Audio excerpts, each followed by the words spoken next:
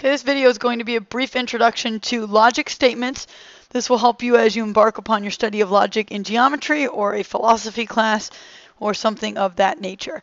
We have what we call a conditional statement. Very simple. A conditional statement is a statement that can be written in the form if P then Q. So we've got the first part of the sentence is called the hypothesis. That's the P. It follows the word if. Then we have the conclusion is the Q, and that follows the word then.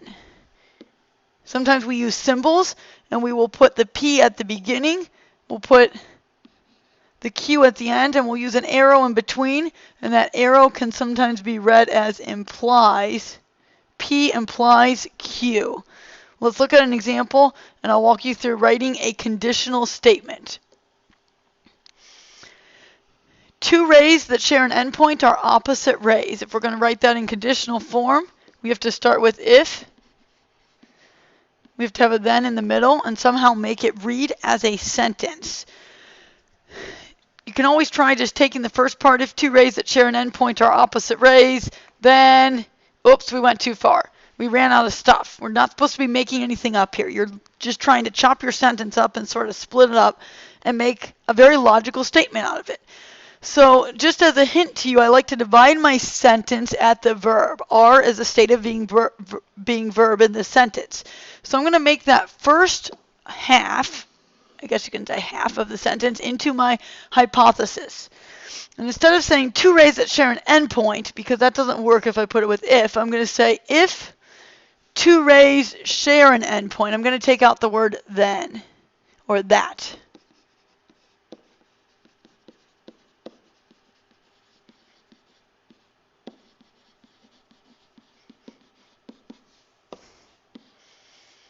If two rays share an endpoint, then I can't just say then opposite rays. Let's make it a sentence. How about they are opposite rays? I'm abbreviating a little bit to fit that on the screen there. Let's see if we have a good conditional statement. If two rays share an endpoint, then they are opposite rays. Makes sense. It is a complete sentence. Converse statement. We did not talk about a converse statement. Whoops. But if we go back here, we can say that we have, for every conditional statement, we can also have what we call a converse statement. The converse statement still has a hypothesis and a conclusion, but what we do is we switch the two parts. So the conclusion is now at the beginning. The conclusion implies the hypothesis. So converse statement, exact opposite of what we were looking at with the conditional statement, because we now switch to two parts. Let's write a converse statement. Now that I have my conditional, this one is very easy. The only thing that I'm going to do is, instead of starting with they, when I grab my conclusion, they are opposite rays, I don't like to start with the pronoun they because I haven't defined what they are. So I'm going to go ahead and say two rays are opposite rays. Then, now here I can go ahead and grab the pronoun they. Instead of repeating two rays share an endpoint, they share an endpoint. So we'll put they here.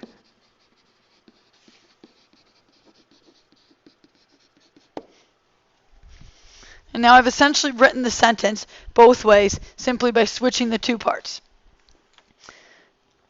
The second part of what you should be able to do besides write conditional and converse statements, which we just practiced, is determine whether the statements are true or false. And if false, we give a counterexample. A conditional or converse is false only when the hypothesis is true, that's the P part of the sentence, and the conclusion is false, that's the Q. So to show that a conditional statement is true or false, you need to find only one counterexample. But you must remember to make the hypothesis true and show that the conclusion does not have to follow. Okay, think of it like you're trying to prove somebody wrong.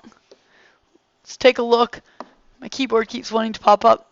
let's take a look at our example we were working on. We have our conditional and converse ready. I'm going to read the conditional. If two rays share an endpoint, then they are opposite rays. In this case, because I'm talking about a geometry example, I'm going to go ahead and just try to draw that. And the first thing that I'm probably going to draw is two rays. There's one ray, shares an endpoint. And if I draw that, hey, it looks pretty much like I have drawn a pair of opposite rays that do make a line and share an endpoint. Okay, but now I'm going to ask myself, can I make the hypothesis true? Hypothesis, remember, is the beginning of the sentence, or I should say the part following the word if. Can I make two rays that share an endpoint such that they are not opposite rays?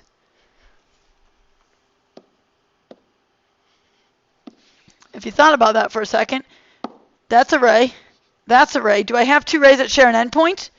Sure I do. Hypothesis is true. Does the conclusion follow? Are they opposite rays? In this example, I've made the conclusion false, and therefore I can say that the conditional statement here is false. Okay, this confuses a lot of people because at first I actually did show, right here, I showed that it could be true. But if we're going to say true, it has to be true all the time. As soon as it's false in just one case, then we're going to say that it is false. We only like to say true if it's absolutely true 100% of the time. Converse statement can be true or false regardless of what the conditional is. So the converse statement here, if two rays are opposite rays, then they share an endpoint. If I draw a pair of opposite rays, because again I have to make the hypothesis, which in this sentence is the two rays are opposite rays, I have to make that true. So two rays are opposite rays, then they share an endpoint. That is actually part of the definition of opposite rays, that they have to share an endpoint. So I'm pretty safe to go ahead and say, not false, to say that my converse is true. Okay, so in this case, cleaning up my work a little bit, this is actually my counterexample.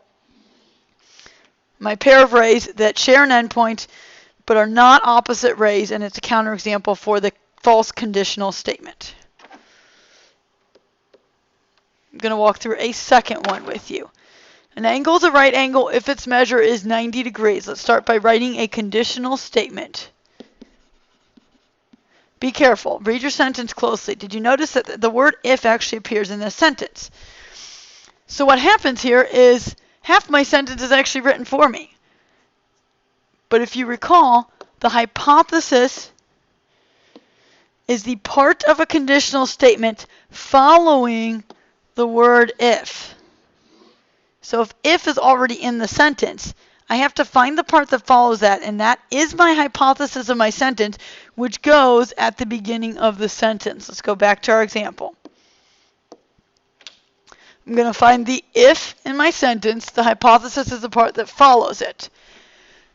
If its measure is 90 degrees, but I don't like to start with its, so I'm going to say an angle's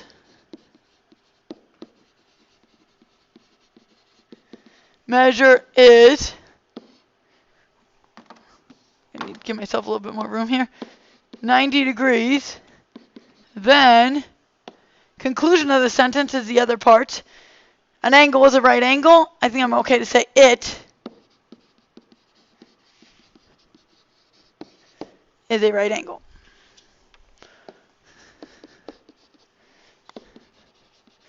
Converse. You already did the hard work. If it is a right angle, how about if an angle is a right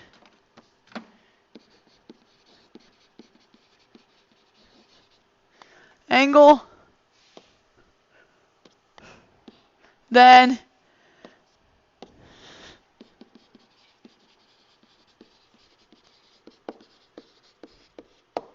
its measure is 90 degrees. I've got my conditional and converse done. Now let's go ahead and try to determine if each one is true or false. Remember, to prove it false, I have to find a counterexample. If an angle's measure is 90 degrees, can I have an angle that measures 90 degrees but is not a right angle? Hopefully you're saying no. Conditional is true. Every angle that's 90 degrees is called a right angle. Converse. If an angle is a right angle, then its measure is 90 degrees. Can I have an angle that it's called a right angle but does not measure 90 degrees. Hopefully, again, you're saying no to that one. We have a true conditional and a true converse. And you may have noticed this sounds an awful lot like the definition of a right angle. It is, in fact, the definition. We don't have a counterexample since we have both true statements. So instead, what we are going to write is what we call a biconditional statement.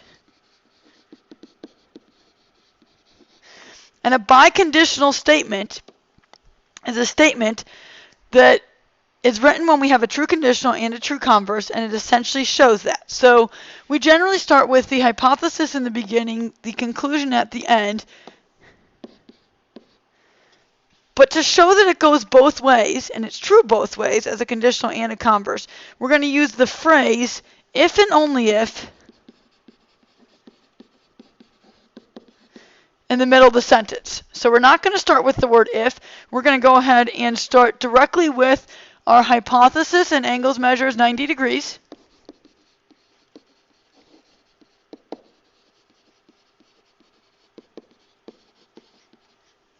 If and only if, that's in place of the then.